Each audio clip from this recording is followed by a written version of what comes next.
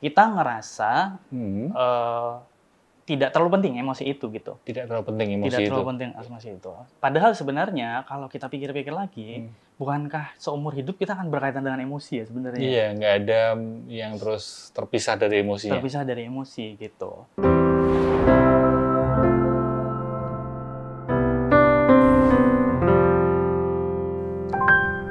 Kembali lagi di podcast Kesehatan Mentalmu loh. Tentu saja topik podcast ini adalah bicara tentang atau membahas tentang kesehatan mental. Dan podcast ini kolaborasi antara saya, Aji Santo Saputro, dengan Rumah Cahaya dan Habib Jafar. Dan kali ini tema obrolan podcast ini adalah bicara tentang kesehatan mental dan laki-laki. Nah, ini dua hal yang mungkin seringkali tidak bertemu gitu ya. Laki-laki ngomongin kesehatan mental gitu. Nah, ini kita akan bahas kenapa? Karena seringkali kita berada di satu kondisi yang beranggapan bahwa laki-laki itu harus kuat, gitu. Harus kuat. Tapi benar, ngomongin kuat di sini apakah nggak boleh nangis? Apakah nggak boleh cerita? Laki-laki tidak bercerita. Gitu. Tapi duduk di teras minimart dan melamun sambil minum kopi. Saya akan ngobrolin mengenai kesehatan mental dan laki-laki ini bersama teman saya, yaitu Mas Jainal Ilmi. Ya, saya kurang ingat nama lengkapnya, tapi panggilannya Mas Jainal ya. Mas Jainal, betul. Mas Jainal. Seorang psikolog dan S1-mu berarti di Universitas Muhammadiyah Malang. Ya, dari Malang ya satunya. Betul. S2-nya karena untuk jadi psikolog kan mesti Lanjut. Mapro ya. Betul, S2 di lanjut di situ kampus juga. yang sama. Kampus yang sama. Oke. Kita langsung aja ngomongin tentang ini, Mas. Kesehatan mental dan laki-laki ini dua laki-laki bercerita ya. Iya. Jadi iya. Sebelum masuk ke pertanyaan pertama, Iya. saya termasuk laki-laki yang sejak kecil, nggak tahu kalau masa lalumu ya, masa kecilmu ya. Kamu nanti juga bisa sedikit cerita, saya termasuk laki-laki yang masa kecilnya itu nggak dibolehin untuk nangis, ya, atau ngomongin emosi, ngomong sedih itu kayak sesuatu yang kok laki-laki kok ngomongin emosi sih, cengeng gitu. Kalau Solo dulu bilang gembeng gitu, cengeng gitu. Kamu seperti itu juga kan masa kecilmu? Sejujurnya sama. Oh, oke. Rata-rata laki-laki ini buat yang nonton laki-laki kelihatannya relate ya? Iya, bisa relate banget. Karena kayaknya kalau saya ngamatin lingkungan sekitar, Mas, di tetangga atau keluarga besar, juga kayaknya kok sama ya, gitu. Kemudian pas saya ke Malang, cerita sama teman-teman di kampus, kok juga sama juga, gitu. Sehingga mungkin ya itu jadi kayak stigma kali ya, Mas ya. Iya, keterkondisian batin atau program mental kita secara kolektif itu laki-laki secara umum seperti itu ya. Betul, betul. Barulah kita masuk ke obrolan pertama yaitu kenapa ya? Kenapa jadi laki-laki itu kayak harus kuat terus gitu. Kayak harus jadi superhero. Emang kalau lagi rapuh, lagi sedih, nangis gitu, apakah langsung identitas laki-lakinya hilang atau gimana sih? Langsung jadi cewek itu gimana itu Mas Jainal? Tentu kita bisa jawab itu dengan banyak perspektif ya Mas ya, karena ini kan juga sepertinya masalah yang tadi ya kita temui di banyak orang gitu ya. Cuman kalau saya mungkin karena saya praktisi ya Mas ya, jadi berangkatnya dari klien yang saya temui di ruangan konseling begitu ya, yang pengalaman saya pribadi juga, sehingga sampai pada satu kesimpulan lebih ke karena memang pola asuh dan masa lalunya yang memang mempengaruhi sih Mas. Jadi karena pola asuh dan masa lalunya. Kenapa pola asuh dan masa lalu laki-laki ini? Kenapa? Jadi kalau kita detailkan lagi, sebenarnya seperti yang kita bahas tadi ya, bagaimana dari orang tua ini, bukan hanya ayah dan ibu ya, tapi dua-duanya, itu mengkondisikan anak ya. Kita sebagai laki-laki sejak kecil itu tidak diperbolehkan menangis tadi, tidak diperbolehkan merasakan emosi sedih gitu ya, emosi yang lain-lainnya juga gitu, sehingga kita ngerasa tidak terlalu penting emosi itu gitu. Tidak terlalu penting emosi tidak itu. terlalu penting emosi itu. Padahal sebenarnya kalau kita pikir-pikir lagi, bukankah seumur hidup kita akan berkaitan dengan emosi ya sebenarnya? Iya, nggak ada yang terus terpisah dari emosinya. Terpisah dari emosi gitu. Nah, Cuman saya juga memahami ya bahwa mungkin isu parenting dulu dengan zaman sekarang itu kan tidak semeriah sekarang mungkin Mas ya. Tidak sebagus sekarang edukasinya. Sehingga juga maksud saya tidak bisa kita salah sepenuhnya ke pola asuh dan juga tidak menyalahkan gitu ya. Tapi memang di zaman dulu edukasinya tidak seperti sekarang. Gitu. Dulu kekurangan edukasi, bisa dikatakan seperti itu ya? Bisa dikatakan seperti itu. Sehingga kemudian pola asuh ini yang menciptakan kita saat ini, di tahun ini, yang seolah-olah laki-laki itu tadi tidak bercerita. Ya. Tapi di depan minimart ya tadi. Untung nggak ngomong-ngomong ketawa-tawa sendiri. Jadi jawaban dari pertanyaan kenapa laki-laki cenderung seperti itu, atau istilahnya kan toxic masculinity, harus kuat gitu, karena pola asuh dan masa lalunya, masa kecilnya. Masa kecilnya, gampangnya gini ya, awamnya gini ya, dikondisikan nih Mas ya kan, dari sejak lahir mungkin, kecil, remaja dan seterusnya, untuk ada jarak dengan emosi ya kan. Atau mungkin ya justru ya dipaparkan terhadap emosi tapi hanya satu jenis aja emosinya, itu bisa jadi juga. Karena saya cukup sering juga Mas menemui di ruang konseling yang ketika saya tanyakan gitu ya, apa yang Bapak rasakan hari ini, apa yang Mas rasakan hari ini, seringkali mereka menjawab apa ya Mas gitu. Menjadi asing dengan emosinya sendiri ya. Asing dengan emosinya. Atau gini Mas, yang saya temukan, karena hanya dipaparkan satu emosi tadi aja, dia akhirnya secara tidak sadar terus-terusan merasakan emosi itu. Contoh. Orang tua yang pemarah, ayah yang pemarah, ya kan? Karena sejak kecil sering melihat ayah marah, atau dipukuli ayah, atau ayah memarahi ibu, sehingga tidak ada konsep di otaknya terkait emosi-emosi yang lain gitu. Yang dia kenal hanyalah emosi marah. Marah itu begitu. Jadi disitulah pentingnya pola asuh tadi dari sejak kecil itu ya, dari segi masa lampaunya itu yang memang dibentuk dan dikenalkan. Gitu. Selain faktor pola asuh dan masa kecil, adakah faktor lain yang membentuk laki-laki menjadi terjebak dalam toxic masculinity? Menurutmu ada faktor lain kah? Ada, cuman mungkin juga lebih ke kayak faktor yang sekunder kali ya Mas ya kita nyebutnya ya gitu. Tapi kalau saya lihat itu juga ini merupakan satu apa ya bahasanya mungkin ya bisa jadi masukan juga sebenarnya kepada bagaimana sistem pendidikan nih sebenarnya nih. Kalau ngomong tentang bagaimana peran sekolah ya Mas untuk bisa memberikan edukasi tentang itu gitu. Karena balik lagi tadi ya, saya tuh ngerasanya kita tuh tidak bisa terlepas dengan emosi kan Mas ya. Iya, benar. Cuman pertanyaannya adalah kok secara konsep ataupun secara praktis, khususnya zaman dulu ya, itu tidak dikenalkan secara utuh gitu barangkali. Tentang emosi itu Tentang emosi itu. Jadi selain pola asuh masa kecil, juga ada faktor pendidikan ya, di sekolah dan sebagainya. Bagaimana minim mengenalkan emosi itu. Betul. Cuman bukan bermaksud untuk menyalahkan sistem pendidikannya Mas ya, karena ini juga nanti akan sangat kompleks tadi ya seperti kita bahas gitu ya. Termasuk ini Mas, hal kecil yang mungkin berpengaruh juga ya.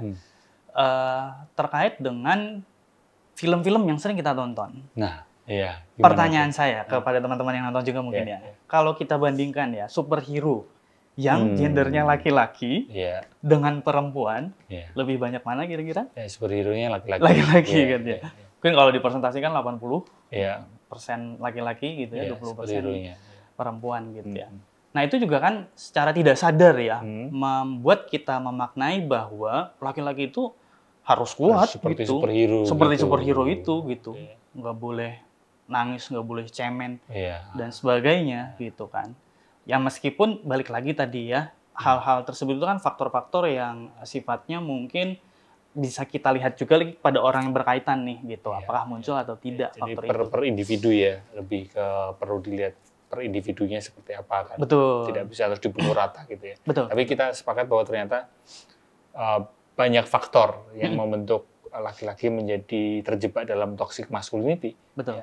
Bukan hanya di rumah, tapi juga ada faktor di lingkungan, di luar rumah, yaitu sekolah atau mungkin lingkungan secara luas, masuk film atau mungkin sekarang sosial media, itu kan juga kadang membentuk image bahwa laki-laki itu harus kuat gitu ya. Betul. Oke. Kalau kita masuk ke pembahasan selanjutnya mengenai kita sering lihat laki-laki itu diem bengong ngopi ya depan minimart gitu, atau kadang ada temen yang jokesnya itu ya laki-laki itu diem nggak bercerita tapi tiba-tiba terus buka online shop terus tiba-tiba beli macam-macam, jadi shopping macam-macam ya kan, atau ada juga yang iya kok laki-laki nggak bercerita tapi terus tiba-tiba main Mobile Legends berjam-jam. Tapi sebenarnya apa yang lagi dirasakan secara dinamika psikologi? Wah, ini ngomongin psikologi sekali. Oke, psikologi sekali. Dinamika psikologi laki-laki yang lagi diem itu sebenarnya dia memikul apa sih?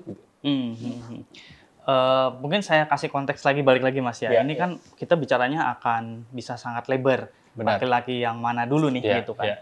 Cuman balik lagi yang saya temukan di ruang praktek konseling itu adalah mereka itu lebih ke gak ada tempat sih Mas.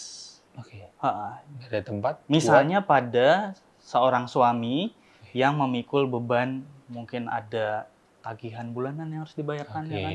Mungkin ada cicilan KPR. Ya kan, mungkin akan juga ada bau-baunya terancam di kantor gitu kan. Cuman kalau aku cerita ke istri, takutnya mau bebanin istri. Cerita ke anak nggak mungkin. Benar. Ya kan? Justru dia mungkin tidak paham kalau misalnya anak kecil ya kan. Justru kalau misalnya dia remaja mungkin ya kita harus fokus justru kepada tumbuh kembangnya gitu kan. Cerita ke rekan kerja mungkin bisa, tapi ada beberapa orang juga yang ya dia juga merasa tidak nyaman mungkin untuk membagi beban itu ke ceritanya itu ke rekan kerja.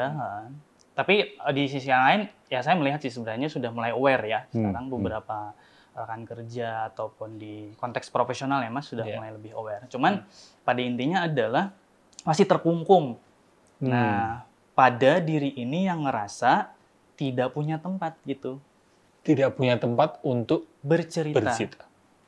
Sehingga lebih baik ke depan minimarket aja beli minuman kopi gitu untuk menenangkan diri sejenak gitu. Yang mana sebenarnya bisa jadi itu bisa lebih tenang setelahnya, tapi yang saya temui di ruang praktek tidak semuanya masalahnya bisa selesai juga gitu. Gitu. Jadi apa yang terjadi di dalam orang atau laki-laki yang sedang diem itu seperti apa? Dia sebenarnya apa? Yang dialami apa? Yang dirasakan apa? Bisa jadi berpikir mencari solusi, bisa jadi ya membuat diri ini sekedar tenang aja Mas secara emosi. Rehat sejenak. Bisa jadi ya hal tersebut merupakan cara bagi dia ya untuk istilahnya melepas stres gitu. Nah, itu akan nanti tergantung sekali ya pada memang individunya begitu. Jadi lebih ke punya ruang untuk memetakan ini juga ya, memetakan masalahnya. Tapi di semua itu tadi sebenarnya laki-laki itu begitu karena kekurangan tempat bercerita. Termasuk terikat tadi ya kondisi bahwa laki-laki itu ya mesti jadi superhero, harus diselesaikan sendiri gitu kan ya. Sehingga itu dampaknya justru juga beberapa kali saya menemukan klien saya merasa bersalah Mas sebelum dia datang ke saya ya. Karena di lingkungan tidak punya tempat cerita, tapi kalau kita ke psikolog pun juga dianggapnya. Nah itu kenapa? Kenapa kita ngomongin ruang atau tempat bercerita? Laki-laki kekurangan tempat untuk bercerita. Tapi kenapa banyak laki-laki yang nggak mau ke psikolog gitu? Emang masih ada ya anggapan kalau ke psikolog itu tandanya gangguan jiwa gitu? Sepengalaman saya, faktanya masih ada sih Mas.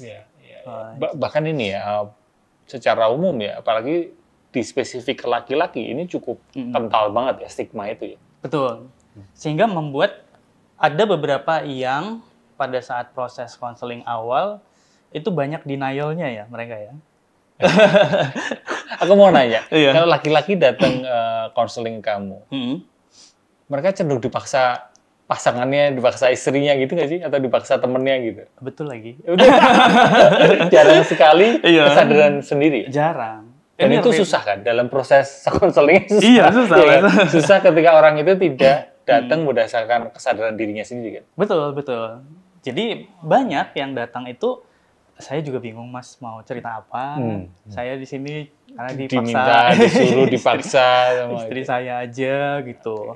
Cuman kita sebagai psikolog kan kita punya teknik-tekniknya Mas untuk akhirnya kita mencoba untuk mengurai dulu nih gitu ya. Sebenarnya di sisi lain tuh saya mendapatkan informasi, input dari orang lain, misalnya dari istrinya, untuk kemudian Mas itu, Bapak ini ya, ada beberapa hal yang perlu ditinjau ulang kembali misalnya. Dari segi pemikiran, apa yang dirasakan gitu. Kalau ini kalau kamu berkenan ya, berbagi tips. How do you break the ice gitu? Maksudnya gimana kamu mencairkan suasana ketika orang itu susah untuk ngomong. Kamu biasanya menggunakan tekniknya seperti apa? Tips seperti apa? Kamu ajak dulu ngomongin politik ya?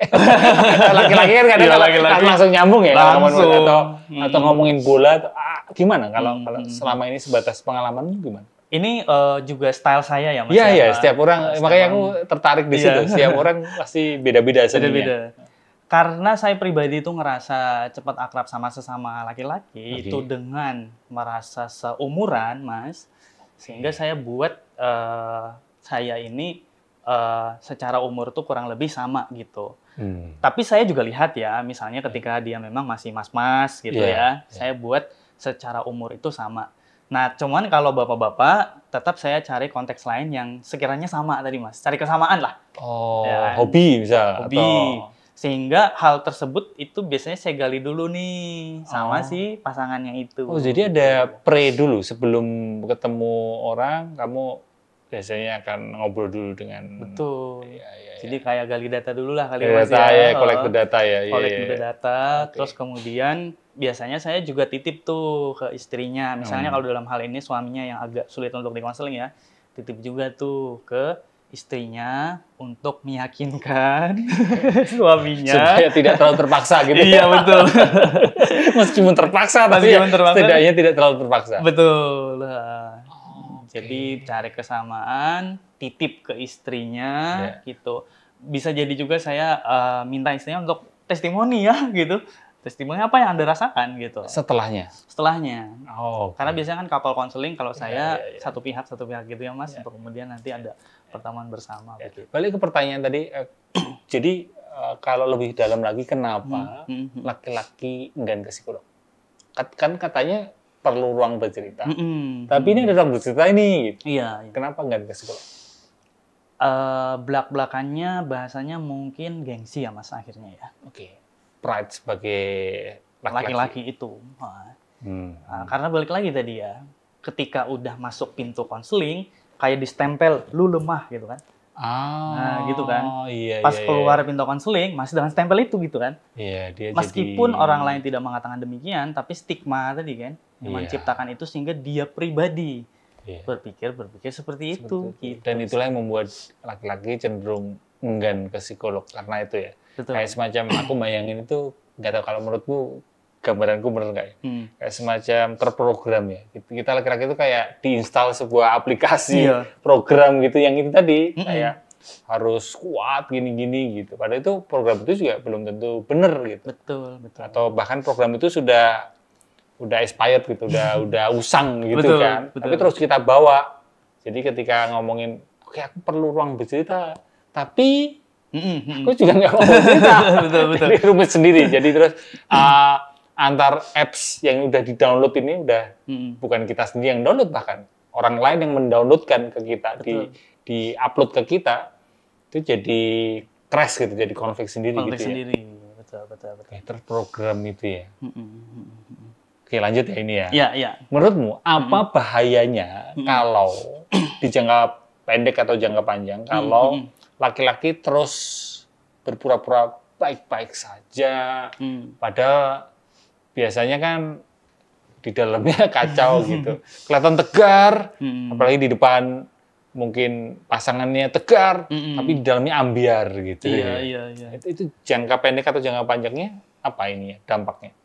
Awamnya kita bisa bahasakan jadi bom waktu kali Mas ya. Jadi bom waktu. Jadi bom waktu karena beberapa case di psikologi itu jika dibiarkan bisa membuat ya dia sendiri dirugikan, orang sekitar dirugikan gitu. Gini, kalau kita ngomongin ke psikologi itu kan luas ya Mas, jenis-jenis gangguan atau masalah psikologinya gitu ya. Misalnya dia stres doang nih ya, bukan bermaksud mengecilkan stres, tapi terkait kantor. Mungkin sih bisa ya dengan tadi duduk di depan minimarket dan setelahnya mungkin lebih tenang untuk mencari solusinya apa. Gitu. Tapi tidak semua seperti itu bisa diberlakukannya. Contoh pada orang yang kecanduan judi online misalnya. Jika kecanduan judi online itu mungkin 1 kali, terus kemudian dia mengabaikan itu 2 kali dan seterusnya, justru jadi hutang tuh kan bisa banyak kan, jadi masalah. Jadi gulung gitu. Gulung gitu. Ya, snowball gitu kan, jadi semakin snowball effect. Semakin besar. Pada konteks yang lain misalnya dia memang sudah ada gejala suicide ya, menyakiti diri sendiri ataupun self harm gitu ya. Nah hal tersebut kan kalau dibiarkan kan bisa jadi ke tindakan-tindakan yang lebih lanjut yang berbahaya untuk diri dia gitu kan. Nah dan itu tuh terlepas dari gender loh Mas, by the way sebenarnya. Karena saya tuh cukup concern ke klien laki-laki ya, yang sering sekali dia itu datangnya ketika memang sudah parah tadi Mas. Jadi ada 2 tipe ya, dipaksa. Iya. Sebenarnya nggak mau dipaksa. Tapi kemudian yang sudah parah gitu. Terus story Mas. Lanjur parah ya. Pernah tuh ada satu yang memang sudah banyak banget hutangnya Mas. Gara-gara kecanduan judi online itu. Online tadi gitu. Sehingga kalau begitu kan intervensinya sudah lebih rumit ya Mas ya. Kita mungkin harus bekerja sama dengan rekan kita psikiater ya untuk intervensi obat juga. Kita harus edukasi keluarganya juga bagaimana sebagai caregiver di rumah gitu. Sehingga dampak jangka pendek atau maupun jangka panjangnya ketika laki-laki nggak mau bercerita atau segala sesuatu yang dipendam itu merugikan dirinya sendiri dan merugikan orang lain. Orang lain. Pertanyaannya apakah mau nih ini dibiarkan sampai orang sekitar merasa rugi juga gitu kan? Merugikan diri sendirinya seperti apa? Mungkin lebih spesifik. Kalau merugikan orang lain nanti kita akan bahas ke berikutnya. Seringkali dia juga tidak kenal dengan diri sendiri, Mas, dan kebingungan mengontrol emosinya gitu. Dan itu nanti yang akan berdampak ke peluapan emosi ke orang lain ya? Betul. Ya. Kalau tadi aku juga tertarik dengan apa yang kamu omongkan. Mungkin dalam tanda petik stres yang sehari-hari, ketika duduk di depan minimart, di teras minimart, mungkin ya udah bisa mereda gitu, bisa hilang.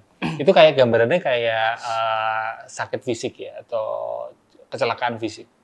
Kalau jari pernah teriris ini nggak? Teriris apa? Pinggiran kertas itu. Pernah. Istilahnya paper cut itu kan, kena berdarah gitu. Kan kita diemin aja, kita tinggal duduk di pinggir teras rumah atau apa, dia sembuh sendiri. Karena tidak parah. Tapi beda kalau misal jari kita patah atau tangan kita patah, kan nggak bisa terus cuma duduk di pinggir di teras rumah terus sembuh gitu. Demikian juga kecelakaan psikis kan. Kalau kecelakaan psikisnya masih yang mungkin dalam kategori yang wajar atau normal sehari-hari, ya duduk di minimart udah kelar. Tapi kalau udah parah, kecanduan judol atau mungkin trauma yang parah, atau mungkin isu kemarahan, ya anger management, nah itu bisa diperlukan penting sekali profesional. Gitu, lebih ke penanganan yang serius ya. Betul. Dan kalau tadi peluapan emosi, ini masuk ke pembahasan sering banget aku juga sendiri melihat, aku sendiri juga dengar sering banget konflik rumah tangga, ribut di kantor, ya bukan hanya di rumah tapi juga di kantor, sampai mungkin ngaruh ke diri sendiri ya, kecemasan akut atau kemarahan yang begitu besar. Itu semuanya bisa nyambung ke satu hal, yaitu ketidakterampilan atau nggak ngerti amat, nggak ngerti banget sama emosi sendiri. Menurutmu gimana? Salah satu faktornya betul demikian, Mas. Meskipun tadi ya, kita tuh kalau ngomongin masalah atau gangguan psikologi itu kompleks ya, Mas, tadi sebenarnya gitu ya. Tapi salah satunya yang paling berpengaruh adalah bagaimana dia terampil atau tidak dalam hal, Kalau saya tuh lebih suka menggunakan bahasa regulasi emosi, Mas. Regulasi emosi. Regulasi emosi. Ini terkait dengan kecerdasan emosi juga berarti ya? Betul. Salah satu aspeknya dia harus bisa regulasi emosi supaya cerdas secara emosi. Nah, kalau saya tuh, kalau ke klien saya kayak punya rumus tersendiri gitu, Mas. Gimana? Ala saya itu. Kayak kalau matematika ada rumus Pitagoras. Pitagoras gitu ya. Nah, ini 3 juga rumusnya. Oh, 3 juga? 3 juga ya. Cuman kalau secara riset belum tahu ya, ini secara praktis ya. Iya, lebih tips gitu ya. Tips gitu. Ada 3 kata kunci, Mas. Jadi yang pertama adalah kenal emosi. Kenal emosi. Yang kedua adalah sadar emosi. Sadar emosi. Yang ketiga adalah baru kontrol emosi. Oke, kontrol emosi.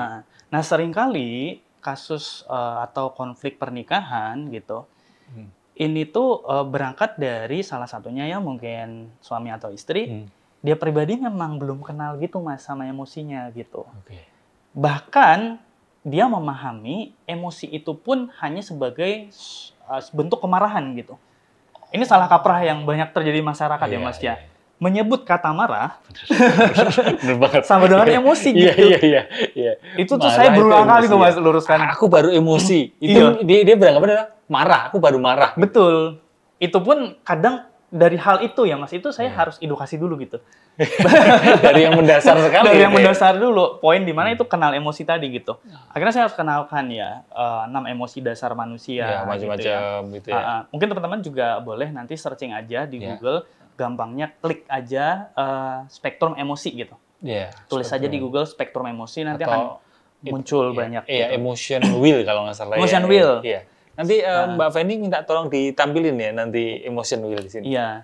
Supaya nanti teman-teman yang nonton benar-benar ngeh ya. Oh, ternyata emosi itu tidak sama dengan marah gitu. Iya, ternyata beragam sekali. Beragam sekali gitu.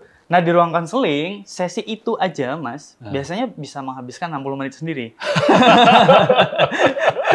Untuk ngajarin klien kenal emosi. Karena di setiap emosi pun ternyata ada sub emosi gitu. Karena mungkin pasti sepakat ya, jengkel, marah dan dendam itu beda. Seolah-olah secara cepat bagi orang awam tuh sama-sama aja gitu. Tapi mungkin secara intensitas, secara memori yang terkait di emosi itu kan bisa jadi beda ya gitu. Nah, sehingga penting untuk kita pribadi dulu mendefinisikan dulu nih gitu ya. Bisa jadi yang kamu katakan marah terhadap istri sehingga membuat konflik itu cuman kesal aja misalnya karena handuknya ditaruh sembarang misalnya. Misalnya demikian gitu. Atau ngambil pakaian langsung diambil dari bawah diambil jadinya berantakan gitu. Nah, itu kita definisikan dulu. Terus kemudian yang kedua adalah belajar dan berlatih sadar emosi. Sadar emosi. Gampangnya adalah dengan menanyakan terus-menerus. Ya nggak harus banyak juga, tapi kan dalam rangka latihan, di setiap harinya paling nggak kita bertanya, yang aku rasakan ini sebenarnya apa ya gitu sekarang. Gitu. Emosi apa yang sedang aku rasakan? Iya, karena tadi sudah dibekali kan, secara konsep tentang pengenalan, maka sekarang berlatih gitu. Sadar emosi. Yang aku rasakan apa ya hari ini, besok nanti yang dirasakan apa. Bisa jadi juga, biasanya saya ajarkan klien tuh untuk di tracking, Mas. Nah, ini buat teman-teman, tipsnya juga bisa ditulis misalnya hari Senin ya. Misalnya dibagi pagi, siang, sore, malam. Emosi yang mewakili ya. Apa di setiap waktu tersebut gitu. Setelahnya maksudnya siang menuliskan emosi pagi atau di pagi menuliskan emosi pagi?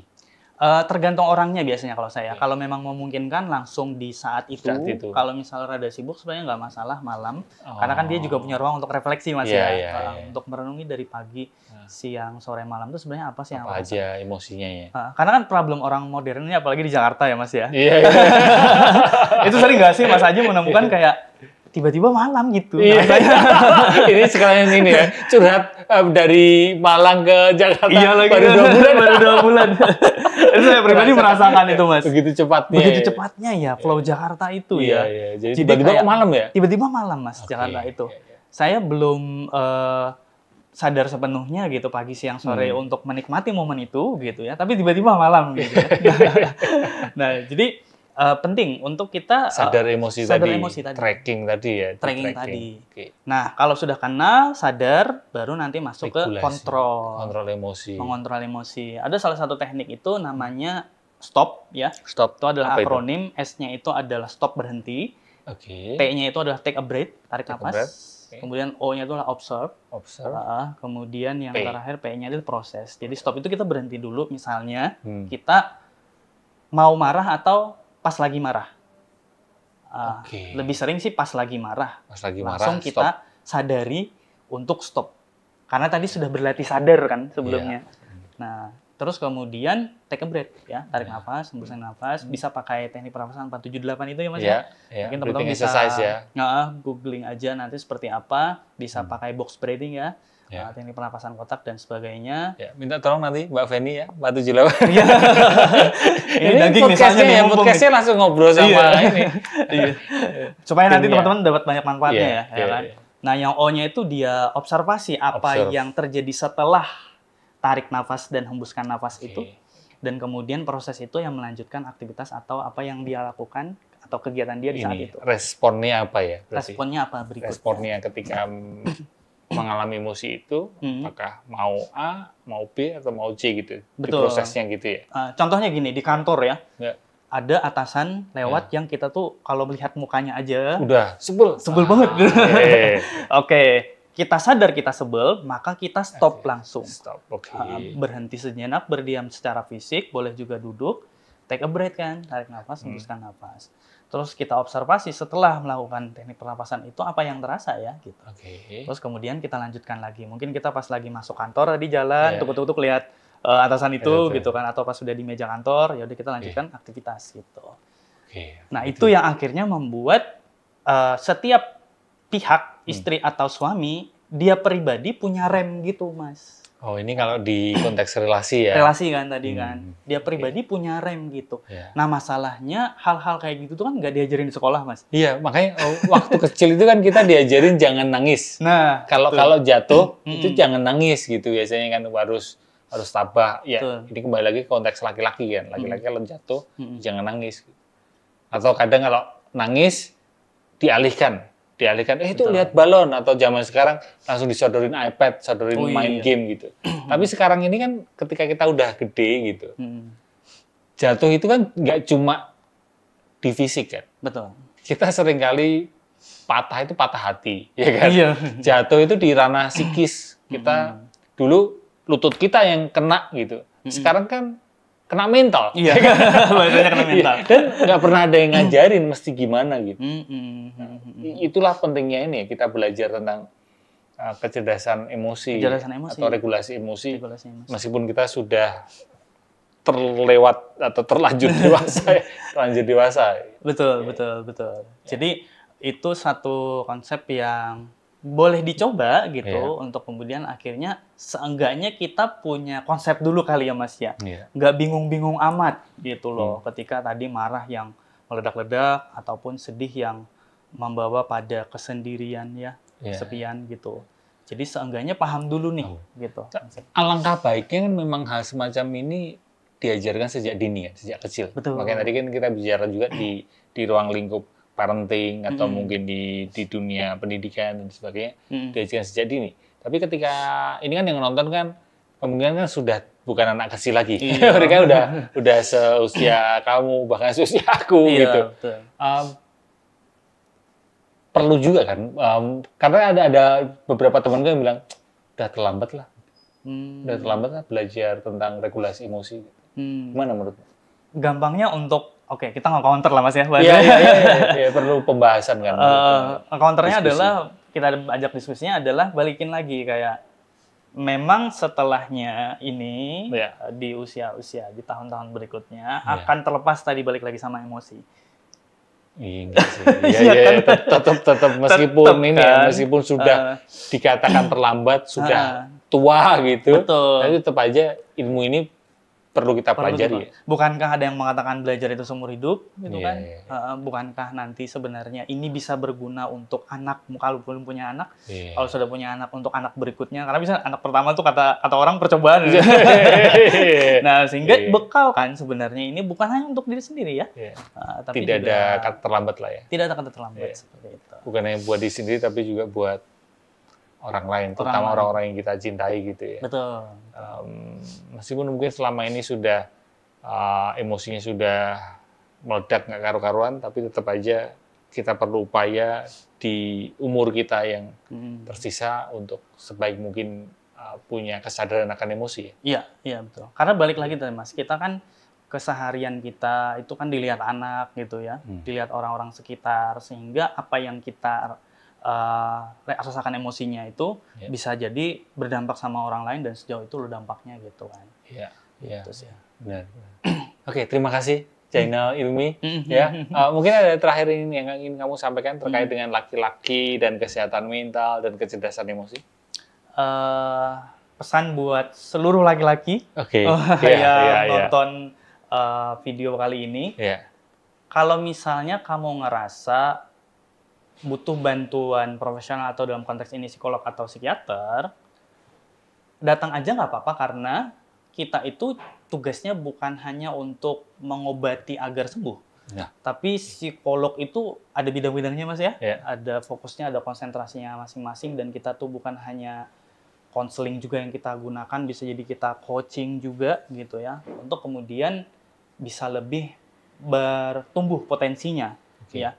Mungkin kamu ngerasa kayak baik-baik aja di kesehariannya gitu. Tapi bisa jadi ada yang belum tergali kan, bisa jadi masalahnya seperti apa. Sehingga datang ke psikolog adalah justru membantu menyadarkan ya masalah yang ada di diri kamu sebenarnya seperti apa gitu. Toh pun kalau merasa nggak ada masalah, datang ke psikolog bisa juga membantu pengembangan diri kamu gitu. Gitu. Karena tugasnya kita di profesi psikolog itu bukan hanya membuat orang misalnya dalam kondisi minus menjadi nol, tapi bagaimana kita dorong juga orang tersebut, apalagi laki-laki dalam hal ini, yang menjadi kepala keluarga, menjadi suami untuk istrinya, ya kan, menjadi ayah untuk anaknya, untuk menjadi contoh terbaik kali Mas ya.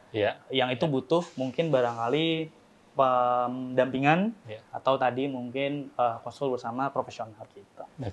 Terima kasih. Thank you for being here, Jai. Semoga nanti kita ada episode lagi untuk ngomongin hal yang lain atau mungkin hal yang sama ini tapi lebih mendalam gitu ya. Terima kasih. Terima kasih juga buat teman-teman yang udah nonton dari awal sampai akhir obrolan saya dengan Jai. Semoga obrolan kami bisa membantu menyatakan mental dan terutama laki-laki bisa mulai dan lebih sadar akan pentingnya kesehatan mental. Gitu aja dulu ya. Sampai ketemu di episode podcast kesehatan mental mulu selanjutnya. Oke.